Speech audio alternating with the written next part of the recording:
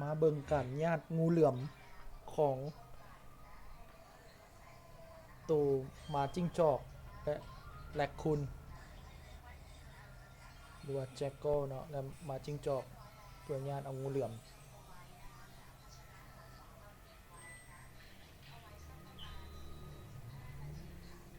กำลังจะเดือดร้อนเนาะตัวอันนั้นตัวแรคคูนเนาะกำลังจะถึงงูเหลือมงับตายอันหัดโตตายแต่ว่าหมาจิ้งจอกมาช่วยเนาะหมาจิ้งจอกมาช่วยมัน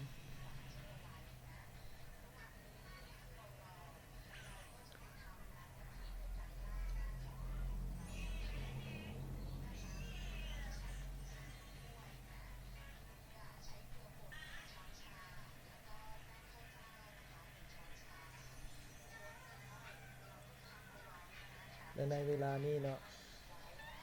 มีการช่วยกันของหมาจิ้งจอกและตัวแรคคูนได้รับการช่วยเหลือเล็กๆน้อยๆจาก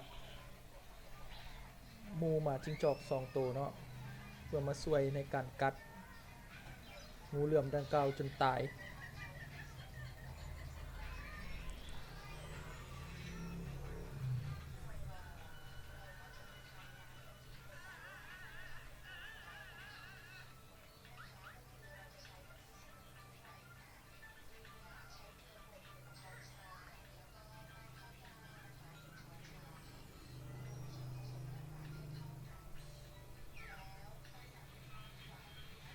มีการดึงญาติกัน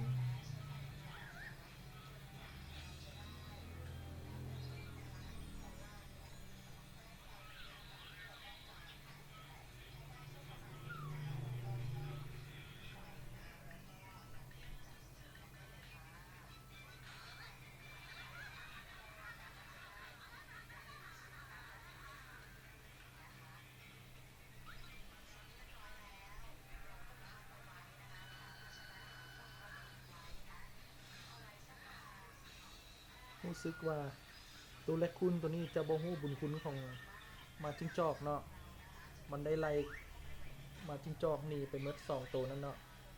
แล้วก็ได้เอางูเนาะคาบเอาตัวงูเข้าไปลี่กินคนเดียว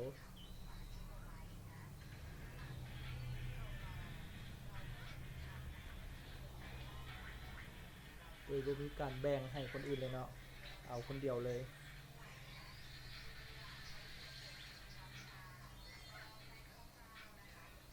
รู้สึกว่าหมาจิ้งจอกตัวหนึ่งจะยังบ่ยอมมีการญาติสิงคืนเนาะ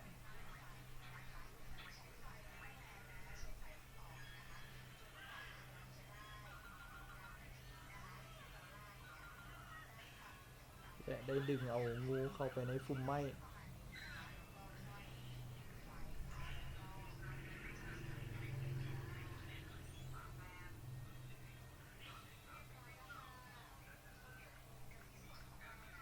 เนาะจบไปแล้วเนาะ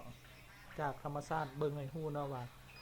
มันก็เปรียบคือกันกับคนเฮาที่ต้องได้มีกันนะสามัคคีกันและฮู้บุญคุณกันเนาะในการช่วยเหลือกันขอบใจที่รับชม